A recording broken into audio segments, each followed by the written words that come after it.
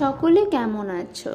আজ রবিবার, তাই ভাবলাম আজ কিছু করা যাক। সেই জন্য বানিয়ে ফেললাম আজ চিকেন কষা। দেখতেই পাচ্ছ আমি চিকেনটাকে ম্যারিনেট করে রেখে দিয়েছি।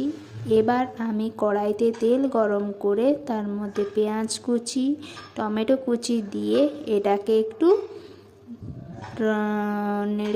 নেড়ে নেব। এবার এটার মধ্যে আমি আদা বাটা, রসুন বাটা, জিরে বাটা, লঙ্কা বাটা এগুলো সব অ্যাড করে দিলাম। এবার এটাকে আমি ভালো করে কষিয়ে নেব। কষানো হয়ে যাওয়ার পর একটু জল দিয়ে আর একটু কষিয়ে নিলাম। এরপর আমি ম্যারিনেট করে রাখা মাংসটাকে এটার মধ্যে দিয়ে দিলাম। এবার আমি নাড়তে থাকবো। কিছুক্ষণ নাড়াচাড়া হয়ে যাওয়ার পর অল্প জল দিলাম। দেখতেই পাচ্ছ কালার এখনই চলে এসেছে। এবার আমি একটু নাড়িয়ে নিলাম। তো এবার আমি জল দিয়ে ওইটাকে ফুটতে দিয়ে দিয়েছি। এই যে ফুটতে শুরু করেছে, ততক্ষণ আমি ভাত,